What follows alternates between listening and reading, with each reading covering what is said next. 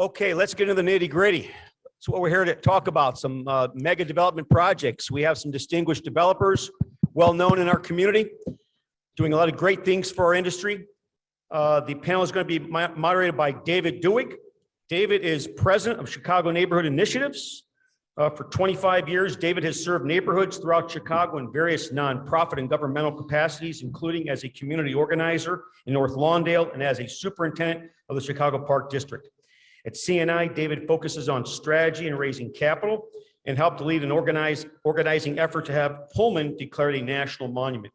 David has an undergraduate degree from Wheaton College and a master's in social science from the University of Chicago.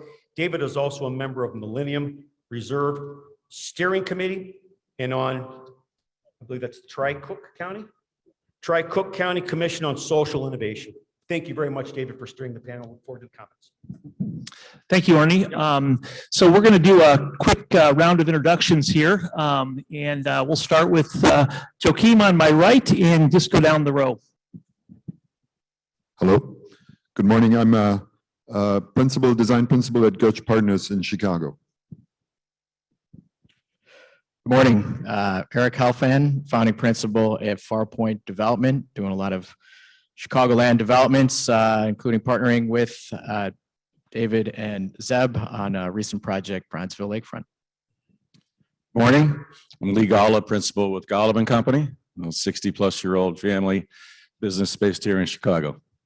Good morning, I'm Zeb Mclaurin from Mclaurin Development Partners. We are an urban infill core real estate developer, primarily in Chicago. All right, so we're gonna go from the macro to the very micro here, and talk specifically about a few developments that we're working on. So if we can start the PowerPoint.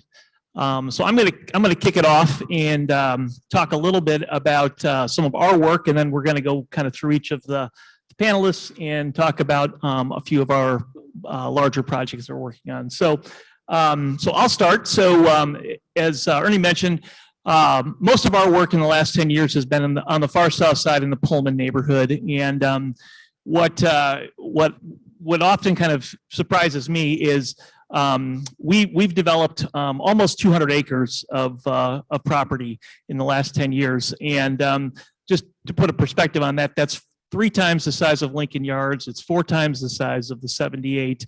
And yet, because we're on the far south side of Chicago, not a lot of people kind of see that or understand kind of the level of activity or investment. So next slide. So what we've been able to do is coordinate almost $500 million of investment. We've created over 2,000 jobs. And those are great kind of investment and outcomes. But what is most important is we've seen the social impact of this. So we've seen incomes rise by 16% in the neighborhood. We've seen property values go up by 20%. Crime is actually down. We've seen crime decrease by 25%, and violent crime is down by 52%. And so what this really speaks to, I think, is that these long-term, deep kind of place-based investments work. And if you really are interested in solving the crime problem in the city, you focus on jobs. I mean, this is what we say over and over and over again. But we've proven that out now. And so we've seen incredible levels of investment. We've partnered with a number of companies. You'll hear later from the folks at Ryan. Ryan Companies has been one of our major partners on the industrial development. We developed, and you can go to the next slide.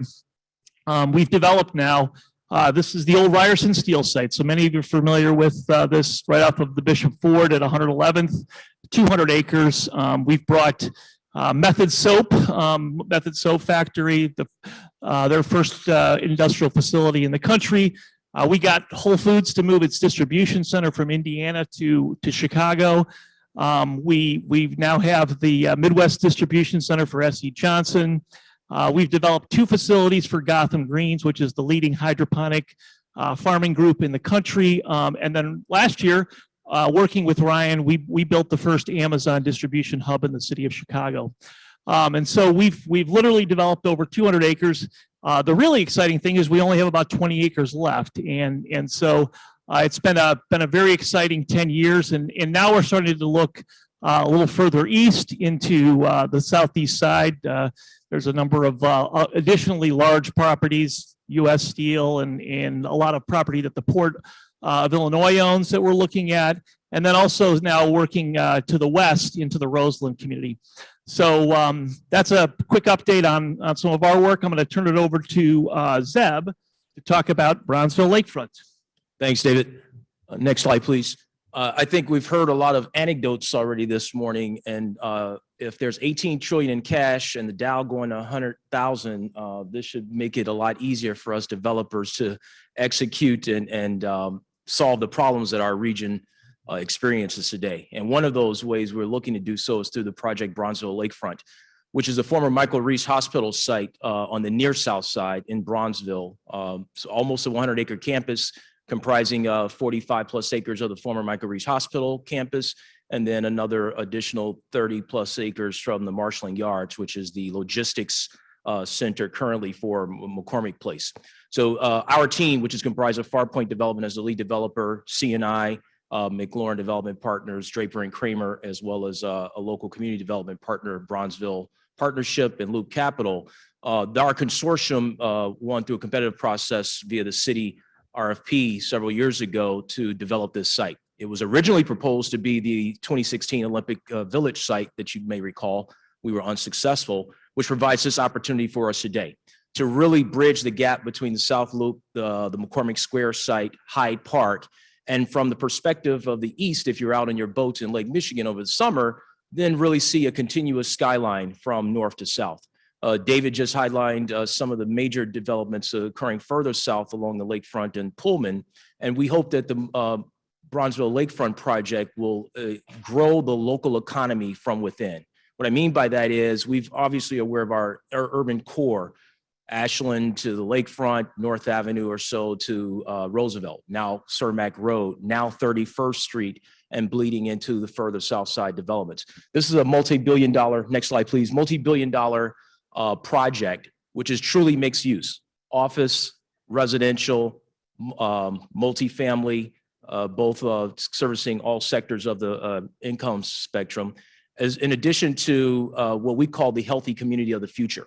Life science is obviously a buzzword today, but we are taking this blank canvas and incorporating some very forward-thinking concepts as to what it means to live, work, play, and act about your daily lives in an environment where we can be sustainable, take advantage of our natural resources in Lake Michigan directly to our east, and really take a look at our carbon footprint. The fortunate part for us as we are coming out of the pandemic is that we were able to pivot and redesign to take advantage of those aspects going forward. Next slide, please. And so we are looking forward to what will eventually be over a 10+ year development cycle, multi-billion-dollar economic development boom for the South Side, thousands of new high-paying jobs, bringing new industry to the South Side, and really recreating and continuing the skyline from north to south.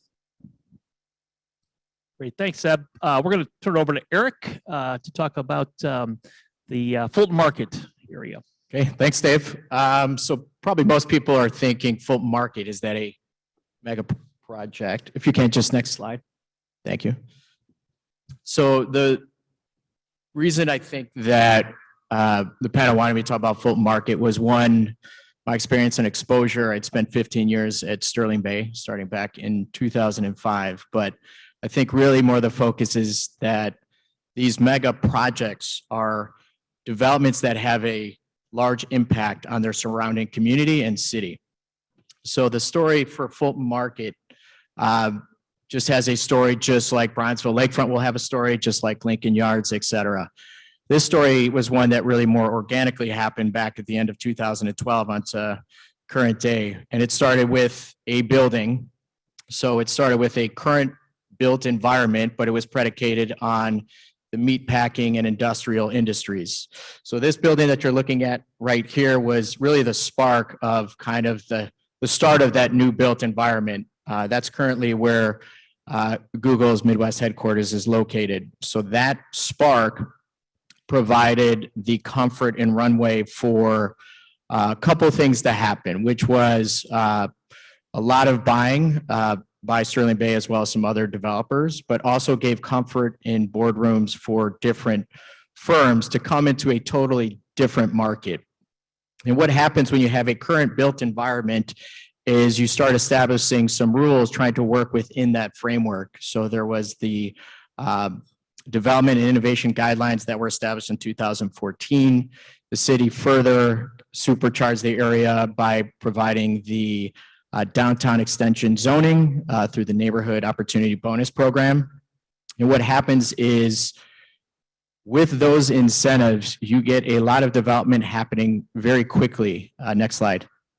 So you go from what was then, call it 2012, to what is current day. And you've got a notable amount of density happening. And that is by design. But what happens when you move quickly, going from one type of constituent and environment to another, is you have a lot of demands on infrastructure, and where you have opportunities to probably thoughtfully build out infrastructure and traffic flows in a location like Bronzeville Lakefront, in locations like Fulton Market, where you do have the work, live, and play, and you have already charisma that is built and inherent in the location, the infrastructure lags. And so what a lot of folks are probably seeing today is the focus on bike lanes, the focus on extending some of the sidewalks. I think there's 20 plus blocks of sidewalks that need to be enhanced or built. The pocket parks development, focusing on stormwater. Every building had to solve for your fiber, your power, your stormwater, really as an isolated island. And so part of the drawbacks in working within an existing built environment is you do a lot of catch up. And everybody has driven over or gone to Fulton Market. We know the pros and cons of transportation and parking. That is getting rectified and fixed, but it's more of a long duration solution.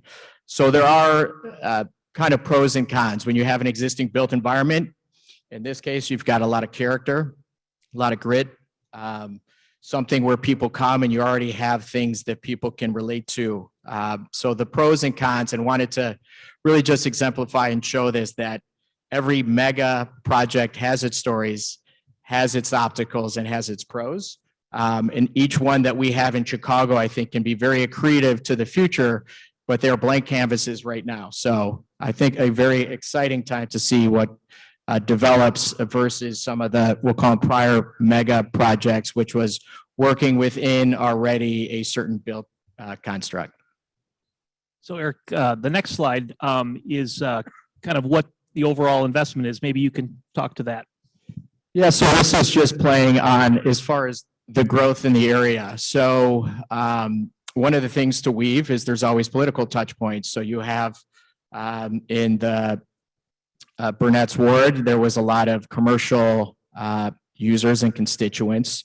And so having to work with them to weave into now what is current day, which is transitioning into a balance between commercial and residential. So you'll see the amount of keys as well as the amount of residential units that are being focused on, which I think is a big strength to help round out the area. When you don't have a blank canvas, this is part of that landscape that people have to work with. So I think the city and Alderman Burnett have done a great job in helping to transition from that prior environment and constituency to current. It's a little bit of threading the needle, but you can see how quickly the growth has taken off in a market like Fulton Market. Everybody has seen, even at the beginning, opening of the conference, as far as the markets that are really in vogue. I think as of late, stuff is trading at $800 a foot. I can tell you when we were first looking at this market, we were a tenth of that. So you can just tell things happen in a lot of these mega projects. Everybody always wants them to happen overnight, including in Fulton Market, but they do take time. So time is a key factor in being thoughtful on not only infrastructure, but understanding who your user base is and how quickly that growth can happen. In Fulton Market, supercharged, exponential in the last decade. Great, thanks. We can go to the next slide. So I think, Lee, you're up next. Why don't you, Okay. well, Well, first of all, I got to say that I was in the room in Copenhagen, I don't know, it was back in 2008, when Chicago did not get the bid for the Olympics. Were you there, David? I think you were. I've never seen a room go from so high to so low so fast. I mean, and about Fulton Market, when you guys bought that building and before, I thought you guys were nuts. We've totally missed out on Fulton Market, so I guess we're the ones who are nuts in the end.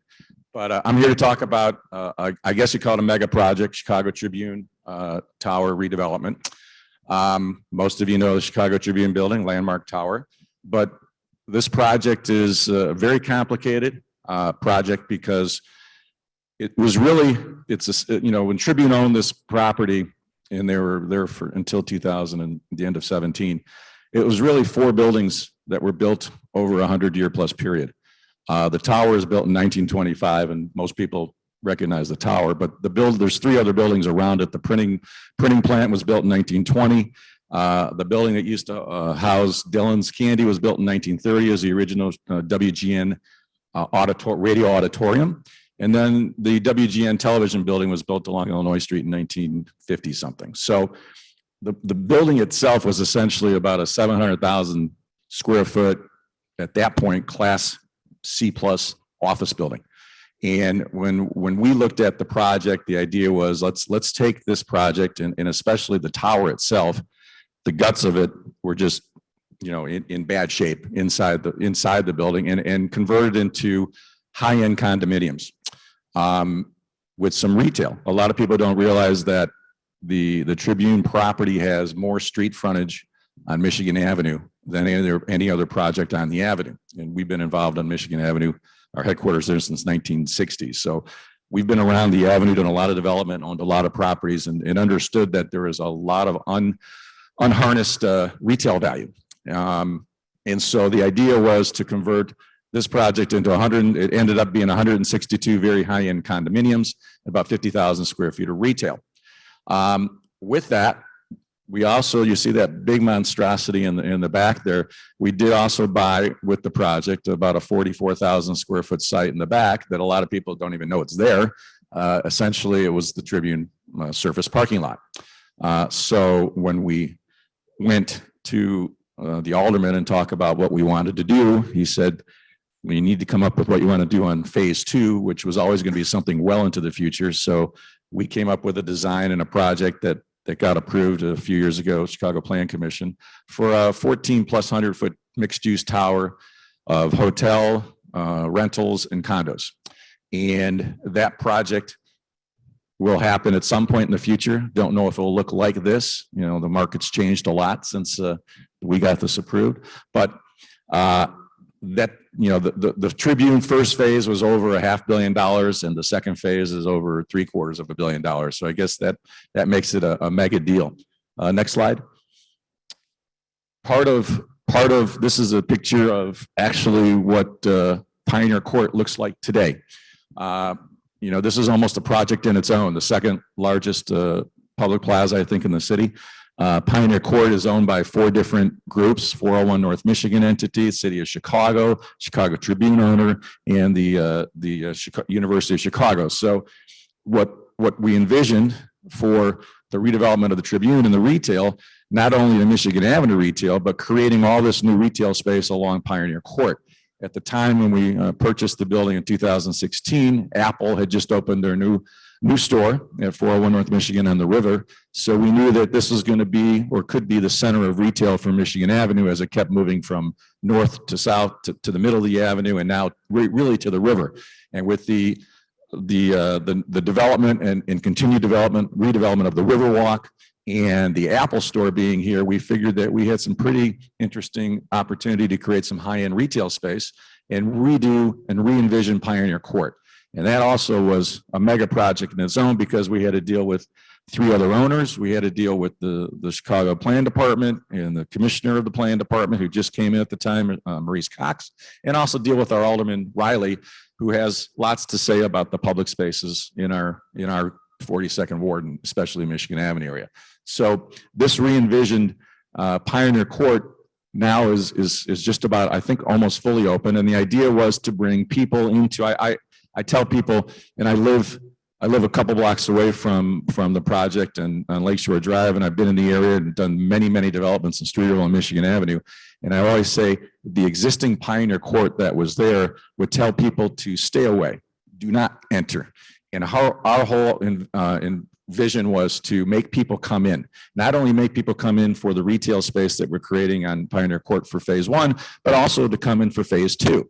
Because the upper city front center development, which is, right now consists of the NBC Tower and the Gleacher Center and some of the projects that Optima has done along Upper Illinois Street, it's really it's not known, and you don't really know it's there unless you have to go there. So our whole reason to redo Pioneer Court, not only to create the environment of high-end retail that works well with high-end condos, but really to get people back to City Front Center for phase 2.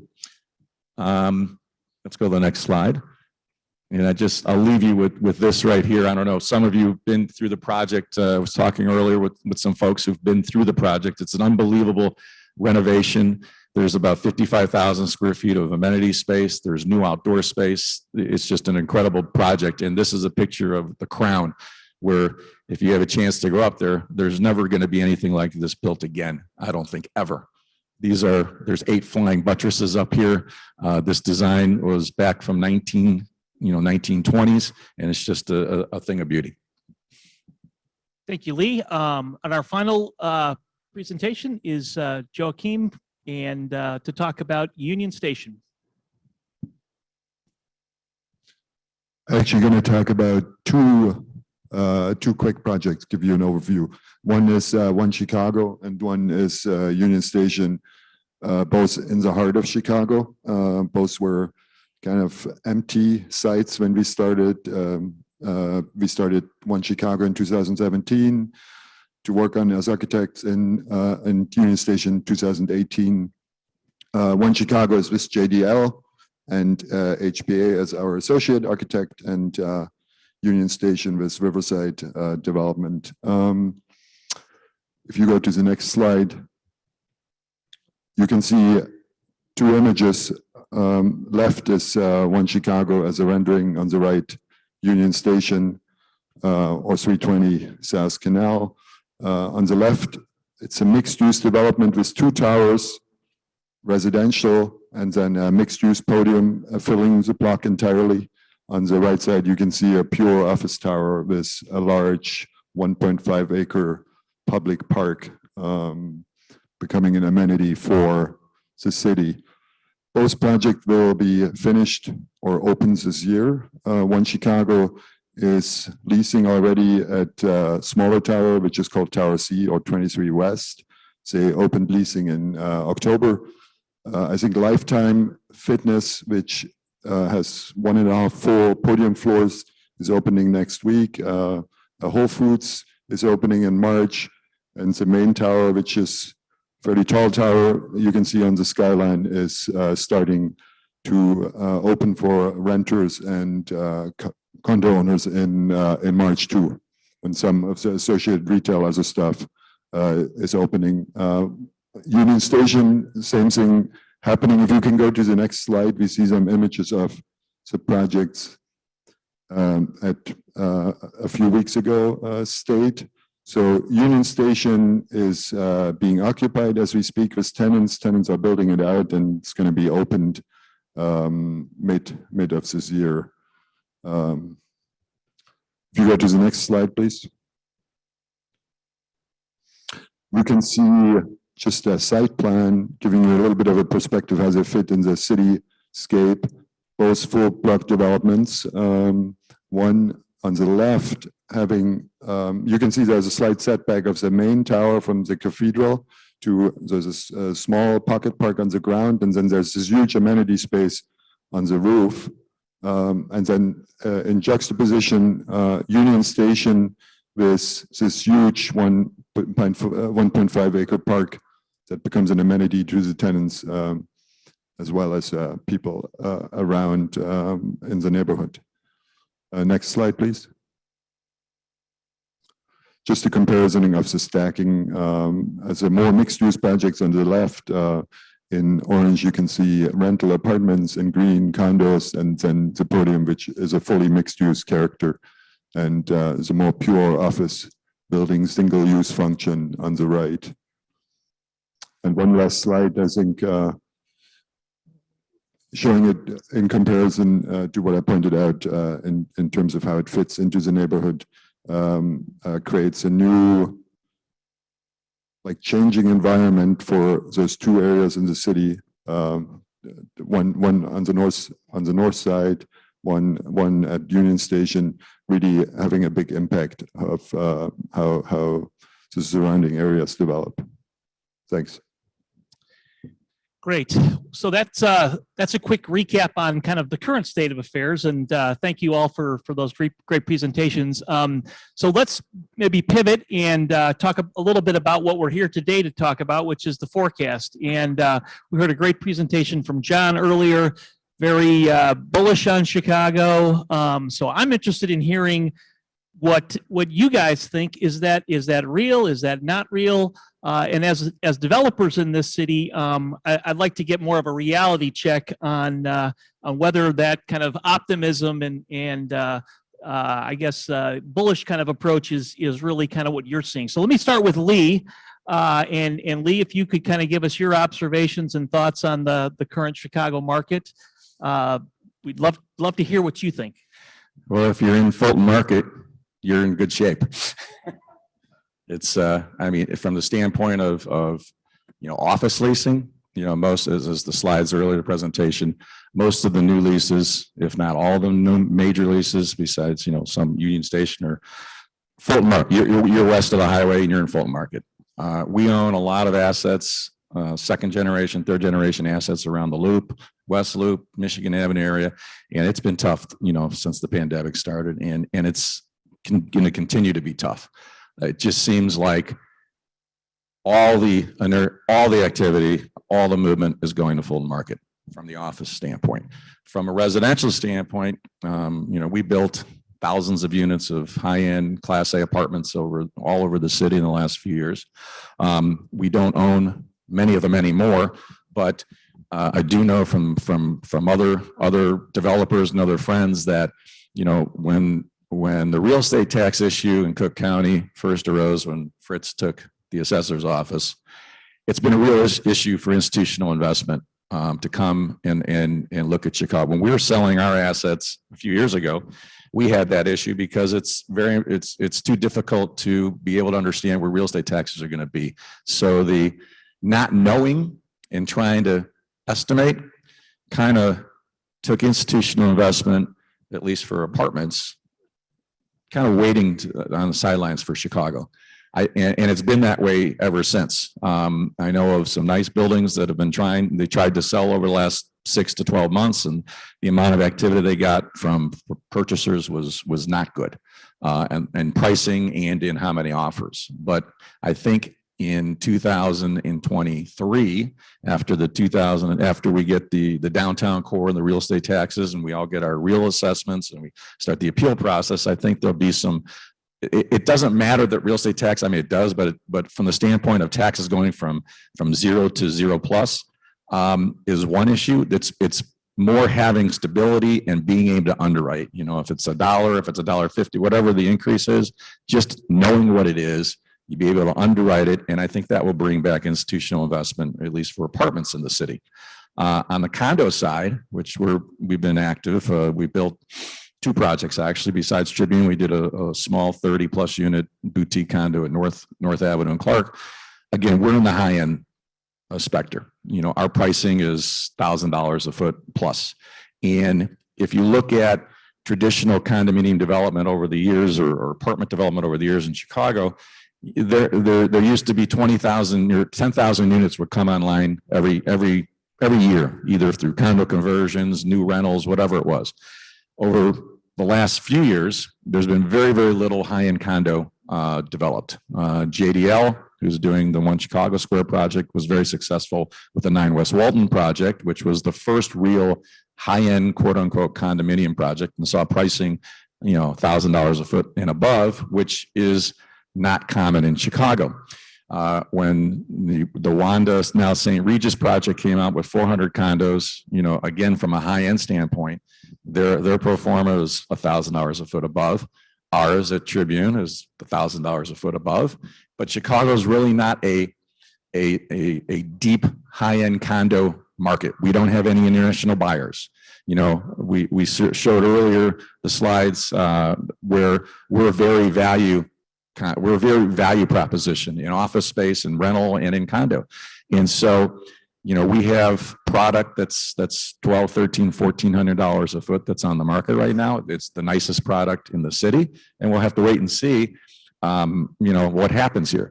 We had, just as the real estate tax issue happened in the apartment market, the real estate tax issue also is there for the condos, because if you're buying a unit and, typically we would say your real estate taxes are going to be 1.5% to 2% of your sale price.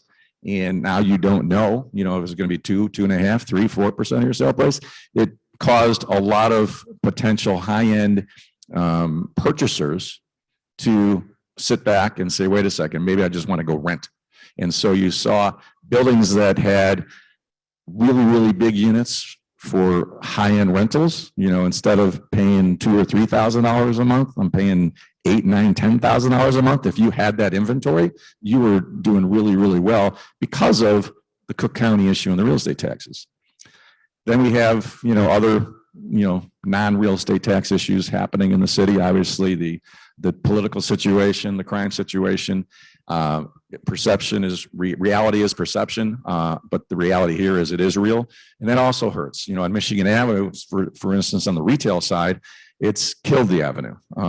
Forget about the looting, a year and a half ago, however long ago, and now the smash and grabs. It's really made retailers rethink: do they need to be on the avenue? And if they do want to be in the avenue, do they need to pay the pricing that the avenue was garnishing before? Do you need to have a flagship store? Does Under Armour, does Apple, do you need to be there? And we saw really with Guinness even going to Fulton Market versus being somewhere on the avenue. It's really taken a toll, and tenants are starting to rethink. And so what's the next phase of retail on Michigan Avenue? And a lot of it is going to be experiential. You've seen, these pop-ups with the office, the office space over at the former Forever 21. We did a lease with the Museum of Ice Cream, which is a new concept that's going to be coming to the Tribune project, which is all experiential. So we're going to have to figure out, all the space that's going to happen at Water Tower. There's a lot of vacant space on the avenue, which has really been the driver for the city. And it's going to be interesting to see what happens here in the next 12 to 24 months as far as what kinds of new ideas and what kinds of tenants are going to be coming and looking here. Great. Thanks, Lee. Let's turn to Eric. Lee mentioned Fulton Market as a bright spot. What do you see happening or continuing to happen in Fulton Market, and maybe as that grows, kind of even larger now? Talk a little bit about kind of where you see things going. So real estate is many layers, different product types, different submarkets. Fulton Market has been fortunate. It has that neighborhood feel, a little bit of grittiness, and it has that work, live, play environment that will continue to be in vogue for as long as the eye can see. There's both the attractiveness for residential as well as office and retail. They all kind of gel together. There's still opportunity, though, in other markets. There's a story to each. So at the beginning of the conference, talking about industrial, there was positive absorption of many millions of square feet. And that's because of the dynamic change with e-commerce and warehouse distribution. So now you've got some major infill sites where they're paying in the teens, which is almost hard to believe, but that's a dramatic change. Anybody on the industrial side will probably tell you that they still see some runway for that to go. That said, is some of the macro headwinds which affect pretty much every food group does surround taxes. And that is a big question mark, especially on the residential side. I think once we flush through the last phase of determination of assessments, as well as going through the board of reviews, all the investment committee really wants is just certainty of the environment and what's going on. So I could see the appetite for investment transforming in the coming years, but that still will take a little bit of time from more of a macro perspective. So I think it depends on submarket food group and location. Lee was kind of hitting on this a little bit as far as living. The supply demand. I think there's a low supply coming online this year, but then a few thousand units coming on in 2023. There's still kind of a macro trend of there's not enough housing to meet the demand. So that is maybe a macro trend can continue to have positive absorption, except for to offset some of the construction costs and uncertainty around taxes, you're going to have an increase in rents. So you've got this pull and this tug of trying to continue to have affordability for the community versus being forced as a developer to keep raising rents. $1,000 per foot on condos is great, especially as a developer if you need to pencil stuff and make it work. But to Lee's point, even though that has been a major uptick, especially in the last 24 months, how long, how deep is that market? I think, the way the burden is on a household between your credit cards and your student loans, there has been a major shift towards renting, whether you're in the baby boomer, empty nester generation, or you're a millennial. So seeing the dynamic change as far as supply demand, I think will continue to morph and grow with the apartments. I do think the rents are only going to continue to go up, not because we want them to, but because developers have to. And I think the office side has a lot of current headwinds specific to the markets that you're in. I think downtown has already seen a major shift in your cap rates where you were using a 5 handle a couple of years ago. Now I'm hearing 7 to 8. So there is a major supply demand issue that's going on with the office as that's trying to come back. So I think like everything, it's cyclical. And I think it's hard to say from a macro, hey, Chicago is doing X. I think there's a story for every product and every submarket. Great. Thanks, Eric. Zeb, Mayor Lightfoot has made Invest Southwest kind of her hallmark, at least in the last couple of years with her administration. I know you've participated in a number of Invest Southwest initiatives. Can you talk a little bit about what you see happening both in the Invest Southwest neighborhoods, but also kind of more broadly in communities outside of downtown? Sure. Well, I'm first glad to see a number of bankers in the audience that heard those bullish forecasts. Thanks, GRE. Hopefully you take those notes back to the underwriting team. But I think everything you've heard thus far demonstrates how we are all interconnected, but yet operate in certain bubbles around even a market like Chicago, given its diversity. Diversity in as far as our economic impetus is. All of us are actually very long certain aspects on the South Side. We've all made recent huge investments on the South Side of Chicago by virtue of trend, irrespective of Invest Southwest. So hopefully all of that attention and the resources and at least the perception, the atmosphere will continue in that direction to bring attention to underutilized and undervalued assets that might exist. Now, obviously, it's not throwing a blank check at a map by any stretch of the imagination. But I think what we're finding is there are strategic investments and strategic movements that will garner investment, that will garner the right type of developments that will occur. And we all must be, frankly, very creative. When we developed the Target at Cabrini Green, that was probably the first quasi-retail industrial development in the city. The foresight 10 years ago now a lot of people don't know this, the 3rd floor of that building is a 50,000 square foot warehouse distribution center to help service their other inner city stores. As we're working with them in other sites around the city, we're thinking about creatively how to blend industrial and retail to pivot when necessary in the current marketplace. So many of the Invest Southwest sites are small infill projects on the south and west sides that the city has determined are ripe for investment currently. But I think what will be the litmus test as far as how successful the program will be is actual execution.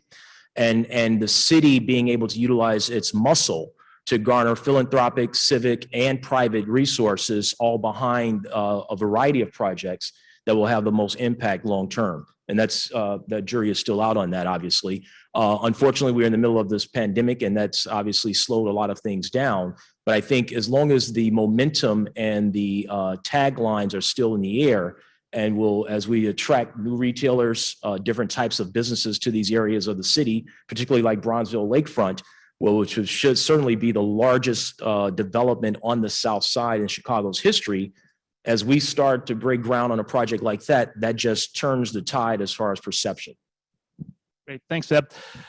Joachim, I want to turn our attention to design. So one of the, I think, new things that's happened in the city in the last couple of years is we have a planning commissioner now that is very focused on design. And so I'm very interested in hearing your perspective as a design professional on what that has meant for development and where you see that going.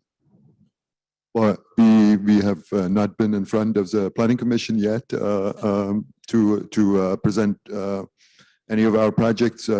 Currently, we actually don't have any big projects on the books. We're working on some smaller stuff in Chicago. In general, I think that's a good move to have juries that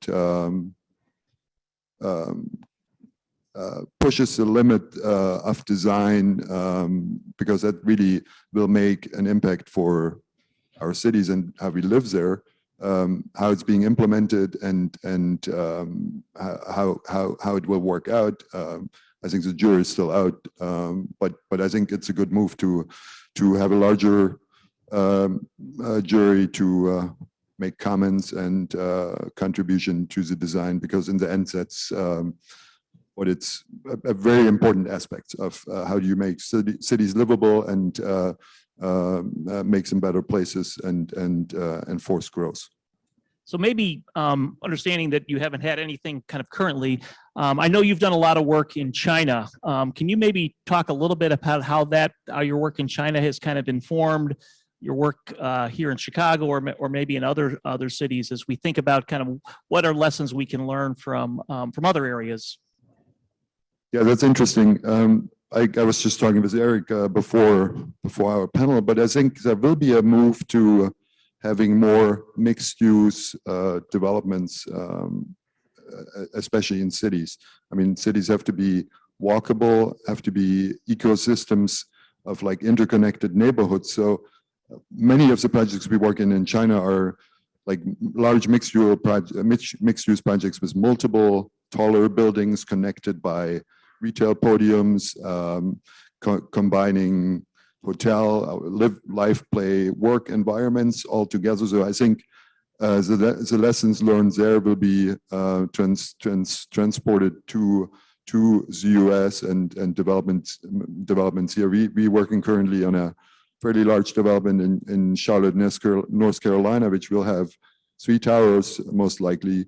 And there will be a hotel, residential, an office component, and some kind of lifestyle component all combined. So I think some of those lessons will be transferred.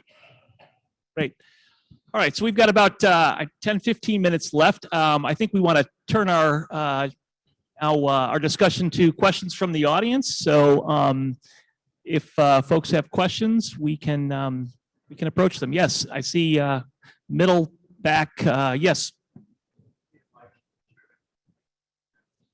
I want to comment on tall towers, China versus Chicago.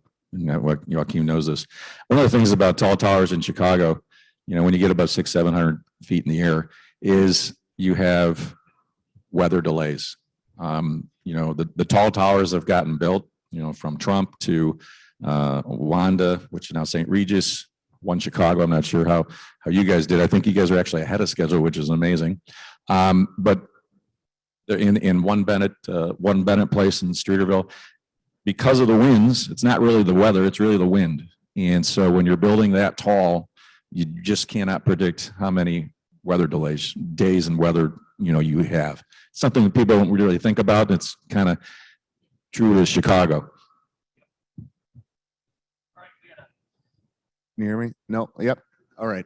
How's I don't want to call it a war, but the competition between the suburban market and the downtown market, how's it looking? Are they fairly competitive? Do we have the younger families moving out to the suburb and the empty nesters moving into the city, and that's where the market's at? Can you guys talk about, the competition between the two areas? Well, I think that trend on the residential side is still here. We've had lots of empty nesters moving into the city. That trend has not stopped. As far as the younger families moving to the suburbs, I think the pandemic really helped fuel that a lot more than prior to the pandemic. You know, as far as the schools in the city and some of the magnet schools, a lot of the younger folks that I know who have, you know, young families were trying to figure out how to stay in the city. But I think the pandemic really pushed that to want to get out of the city. On an office standpoint, you know, it's Fulton Market versus the suburbs and everywhere else. I mean, it's the same. You saw the slides earlier where suburban vacancies have gone up even more than the downtown vacancies. There, you know, we own product in the suburbs as well, office product, and it's a struggle. Yeah, I was going to say, so I live in the suburbs, and anybody who lives in the suburbs can actually see how large the demand is and how very little supply there is. So there is still a very growing tangible trend for people to migrate to the suburbs. But again, not enough product, supply demand issues. You know, I know there's been a lot of dialogue, especially over the last 18 months on the office side in the suburbs. We also own a building in the suburbs as well, that it would translate into an uptick in occupancy. I think they're still lagging, I think, on the lease up. There's still definitely challenges in the suburbs, but no different like downtown. When you have Fulton Market, there are certain pockets in the suburbs that also are having a little bit of traction. You know, there are pockets in O'Hare and Rosemont that are having a little bit of an uptick. But as a general macro trend, office leasing is challenging today.